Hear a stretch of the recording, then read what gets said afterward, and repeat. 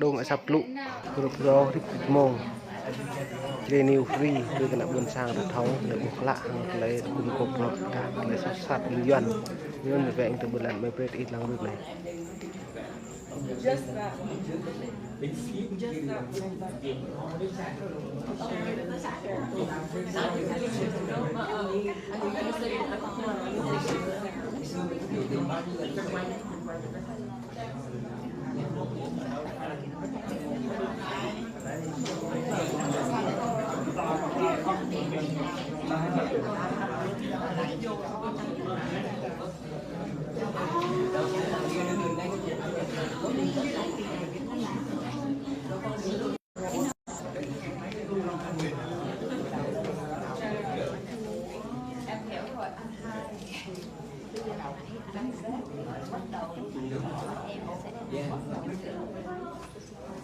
Tại vì cái đó là quyết định bắt đầu của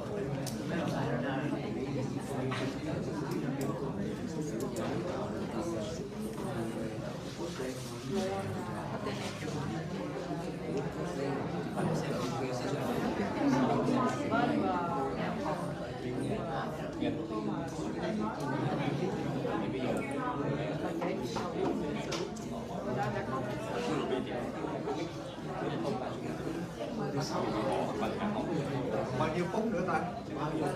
Dạ, 5 phút hả? 1 phút. Lùi vô.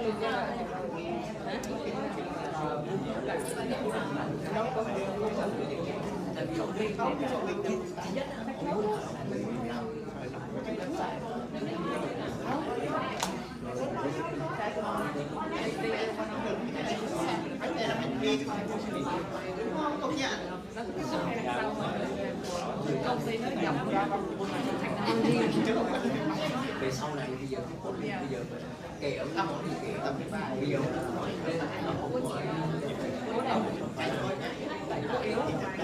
Cho nên thì mình phải ăn chút ra để cho chắc được số là cái này còn đi sao không. Cho nên em phải nó lên một chút còn nhiều để con ngon là ăn.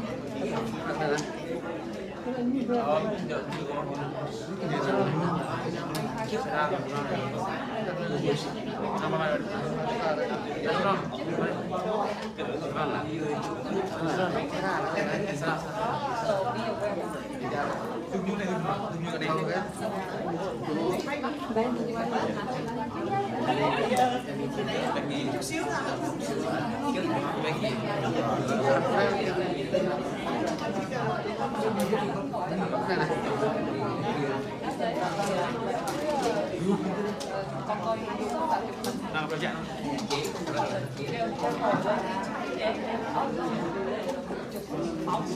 Em biết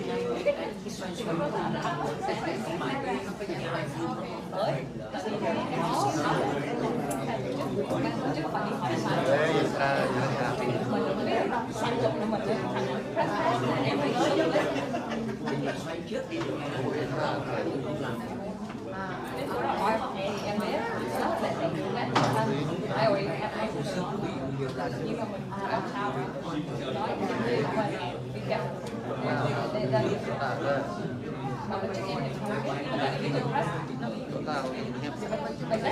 nhưng mà ý anh nói yeah, that's all. Welcome. We'll teach them. Yeah. Thì anh thấy là tới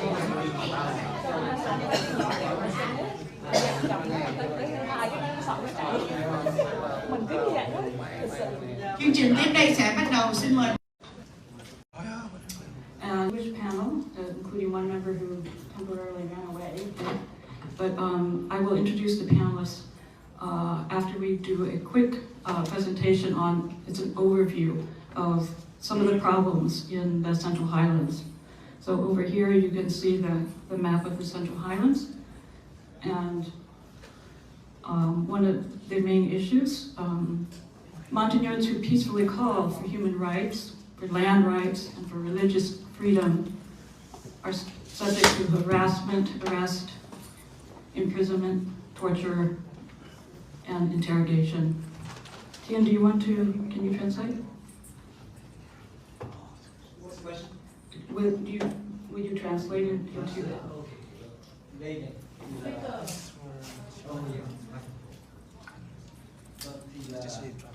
Hôm nay là chúng tôi chú trọng tiếp tục chọn vào cái vấn đề Tây Nguyên Việt Nam ấy, thì những cái người Tây Nguyên ấy, mà họ mà biểu tình một cách ôn hòa để đòi về nhân quyền và quyền